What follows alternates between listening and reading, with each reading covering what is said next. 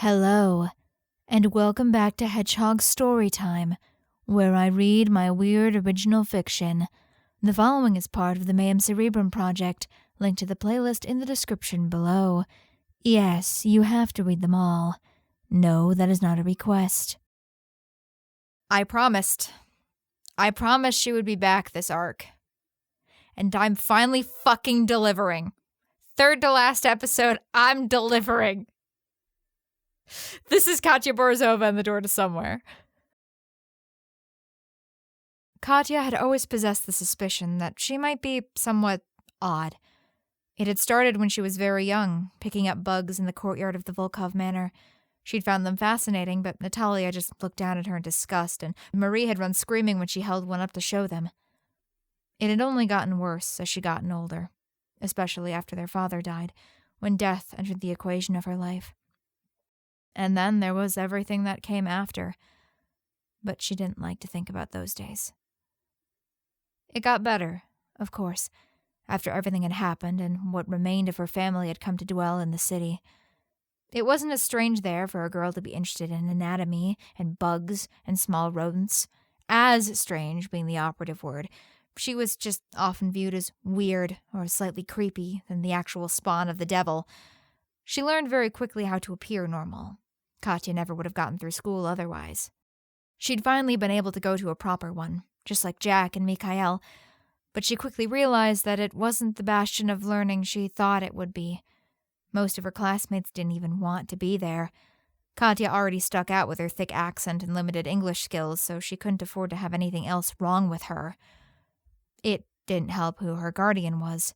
Mikhail had taken one look at the capitalist future he'd been fighting against manifested before his eyes and immediately rejected it. There was only one option for those who wanted to exist outside of society, and that was to exist outside the law as well. Katya never really knew what he did for the first few years. He tried to keep her as far away from it all as possible. All she knew was that Marie didn't like it, and sometimes Jack helped him. She had no idea what he helped with, but she worried about how it might be affecting him. He hadn't really been the same since they'd been reunited. Maybe that was why she was so curious to see. The day they dragged a strange man through the house and down into the basement, Katya wasn't even supposed to be home, but she'd been feeling under the weather that morning and had stayed in bed. She didn't let them see her, but waited until they'd slammed the door behind them. Then, with a glass she'd grabbed from the kitchen pressed against it, she sat down on the other side of the aperture and listened intently. "I have no beef with you." That was Mikhail speaking. "I prefer a policy of nonviolence whenever possible." "Fuck you, buddy," came a voice that Katya wasn't familiar with. "You know what they'll do to me if I tell you."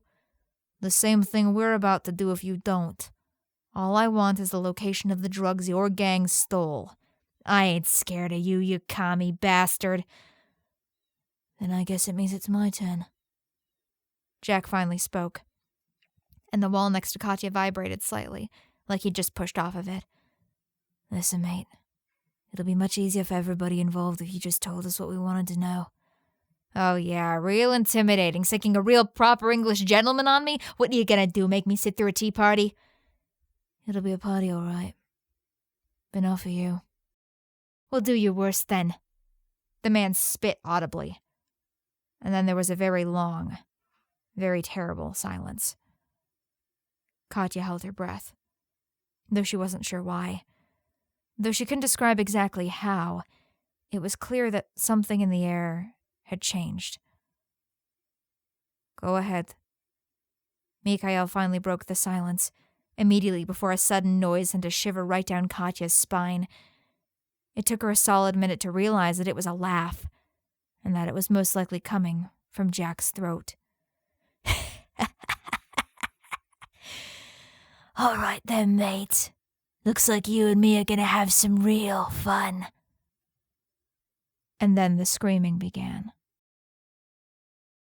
Katya's eyes widened, horrified, and yet she didn't move from her spot on the other side of the door. She stayed there, listening all the while as just below her a man was being tortured. Eventually, the screams faded into whimpers. and then into silence.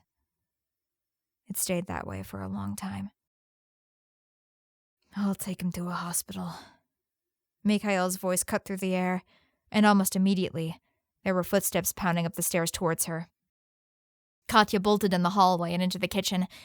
Mikhail would be angry if he found out she'd been listening. But it wasn't Mikhail who stumbled up and through. Jack slammed the door behind him and collapsed against it, breathing heavily. He looked like he was about to throw up.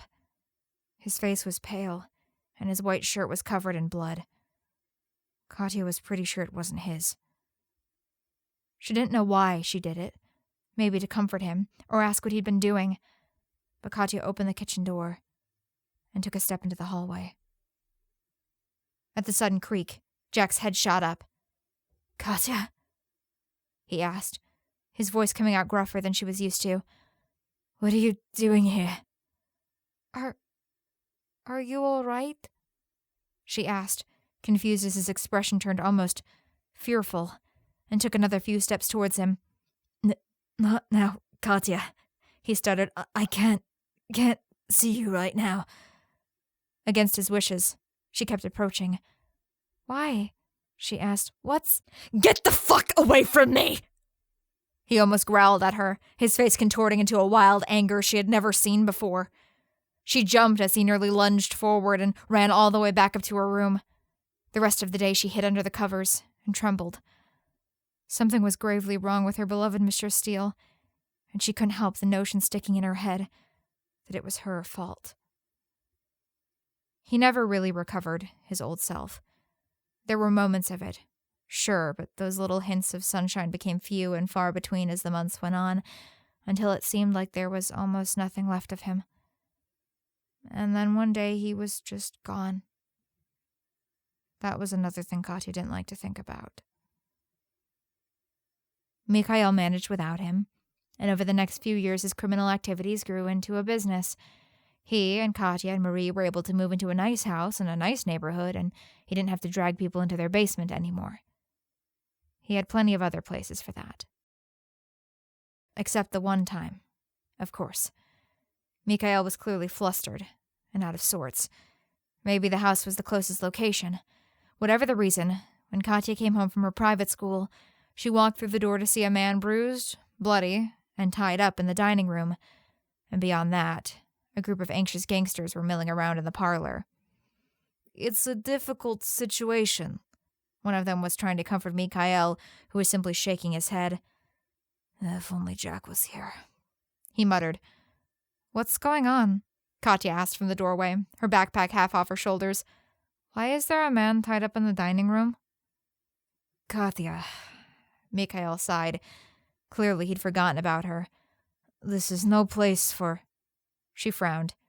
"You can't drag the entire family into my house and tell me it's none of my business. Explain." Pinching the bridge of his nose, Mikhail stood and pulled her aside. He struggled. "It's Maria. She's been taken hostage." "What?" Katya's heart skipped a beat. "By who? Is it those fucking Morelli bastards?" "Katya, language! Do you really think now is the time to be lecturing me?" She felt her temperature rising and backed down. This was not the time for anger.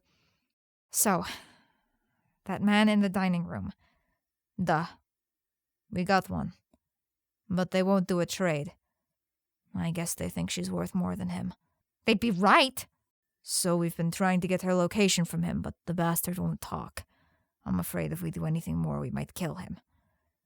"That's why you were talking about Jack."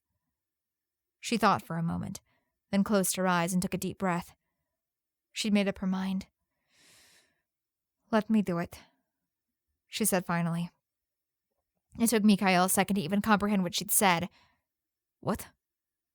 Why would you—" "Well, there's no one else, is there?" Her gaze was steady. "Jack's gone, after all. I never told you, but I listened. Almost every single time you and Jack dragged someone down to that basement, I sat on the other side of that door." "Katya, you—" He was clearly at a loss for what to say. He almost looked a little scared. but he shook himself. No, I can't ask a 15-year-old girl to torture a gangster. She might be your wife, but she's my sister, damn it! Katya finally exploded, before looking away down at the floor. Besides, we both know that I can break bones more elegantly than you or Jack ever could. Mikhail stared down at her, searching her gaze, and she stared back, unwavering. Eventually, he relented, though he insisted on coming with her. For how beat up he was, the Morelli thug they had tied up in the dining room was surprisingly cognizant. When Katya entered the room with Mikhail in tow, he looked surprised. "And who's this, Borozova?" he asked groggily. Mikhail made to answer, but Katya didn't let him. "My name is Katya Borozova. Maria is my sister." The Morelli blinked. Then his face split as he started laughing. Katya just stood and waited until he was done.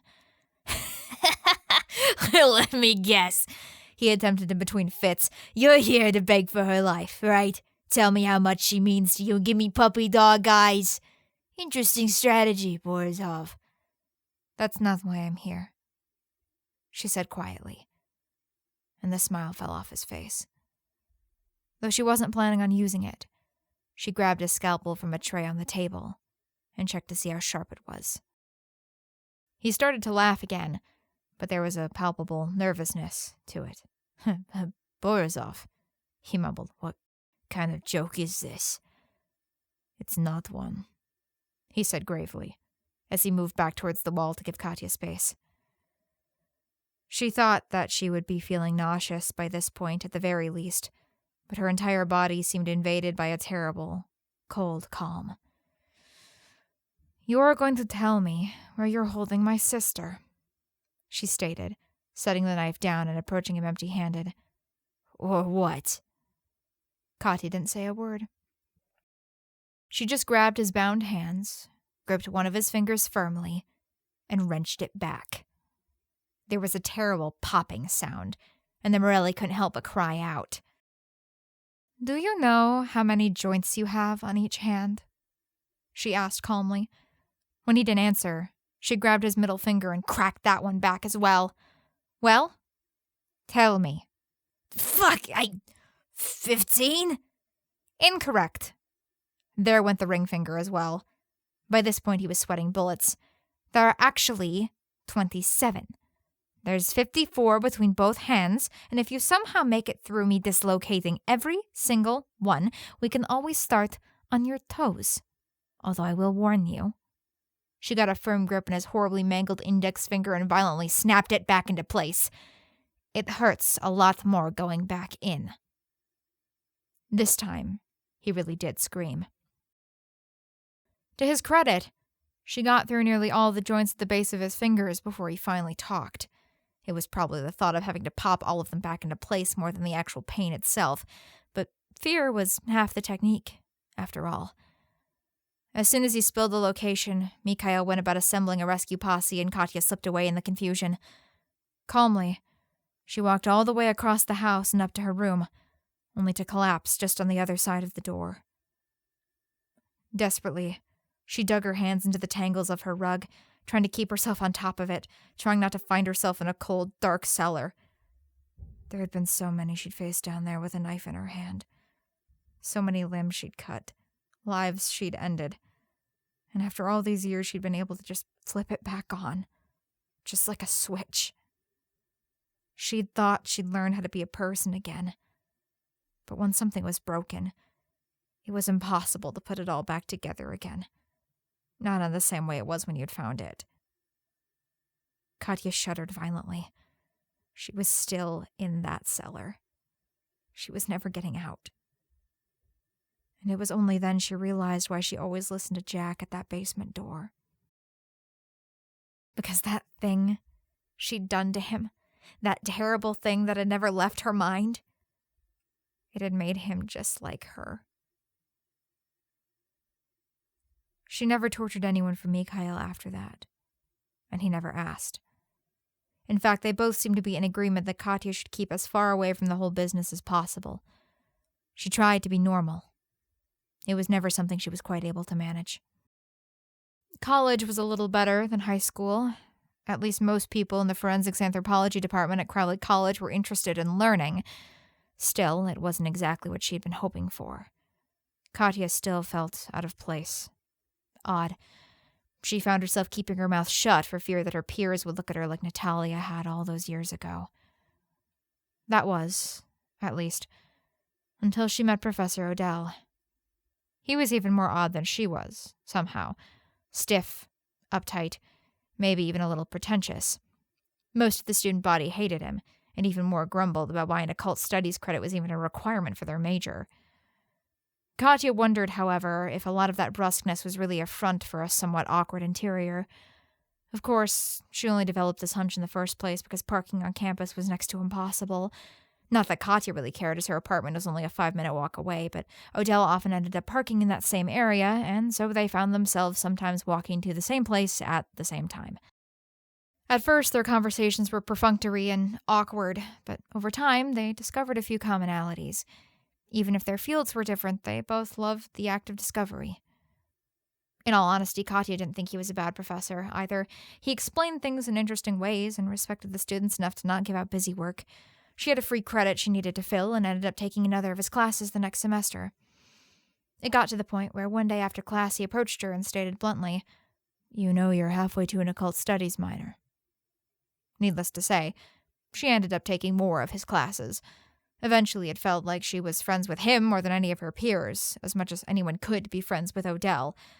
Sometimes, if she knew that she was his last class of the day, she'd wait around a few minutes and they'd walk back together. One afternoon he finally asked her why she bothered, and she ended up talking just a bit about how odd she felt she was. "I think you need advice from someone more knowledgeable than me." He frowned, blunt as always, but the next day of class he set a book in front of her and told her he thought it would help. It was a tome of occult rituals for summoning various things. Of course it was. Katya felt stupid for even considering another possibility. She hesitated at first to use it, not because of the reasons most people would. Quite the opposite. In fact, Katya had seen rituals like these firsthand, and she knew just how well they worked. But Odell had one bookmarked, and all it did was summon a spirit and bind it just long enough to answer one question. It was a risk, and if she was honest, she should really just go to therapy. But if she was honest with herself, this sounded much easier, and as a college student, she really had nothing better to do. So one weekend she drove far out of town to one of the Borozov safe houses and convinced a farmer to sell her a live chicken. It didn't stay living for long. And it was there, on the rough wood floor covered with blood and feathers and candles, that Katya took a knife, cut her own arm, and waited. She didn't have to wait for long. One by one, the candles flickered out as a hard, cold wind buffeted Katya from all sides. It reminded her of the winter winds back in Russia. But that was good. That's how she knew it was working.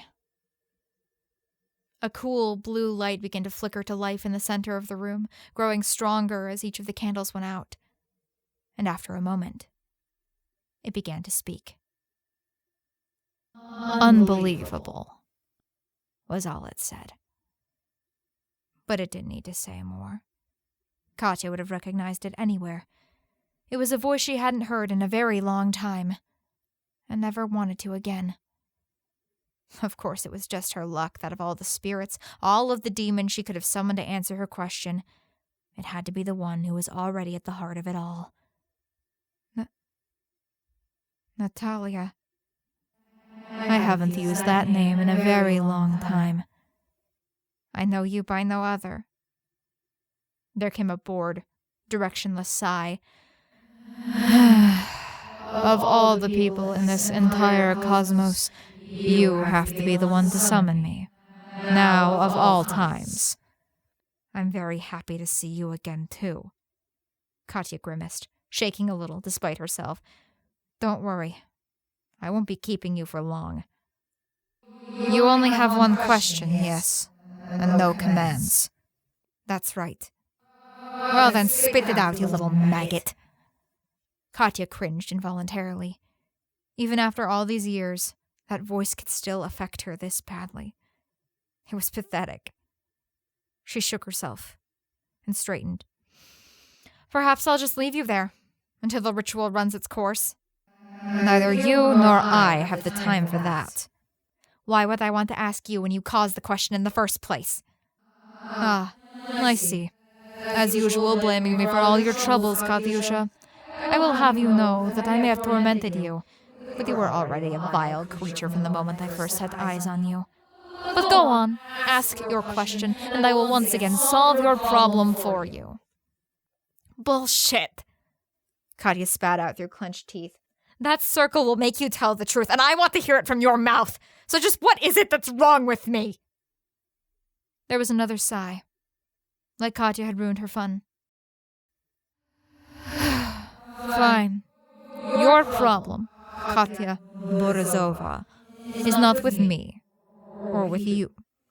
It's simply that you do not belong here. Excuse me? This reality is not the correct one for you. Not if you want to find true happiness. Just like your precious Monsieur Steele. If you want to find it, you'll have to leave. As much as she was loath to admit it, that did make some sort of sense. Unlike Mikhail or even Marie, she'd never been able to adapt to life in the city. Not really. Inside. But how do I do that? She asked. I'm not like Jack. I can't just disappear. You only get one question. But if you wouldn't let me finish, I know a place where you can go, and I will even open a doorway for you. But only on one condition. Katya waited. You will never pester me ever again. It wasn't as if it was on purpose. Do we have a deal? She was maybe a bit ashamed to admit just how little she had to think about it. The only things tying her to this place anymore were Mikhail and Marie, after all. And if Jack could open a door, and Natalia could as well, then Katya was sure she could find her own way back when she wanted to. Besides, she had no idea what was waiting.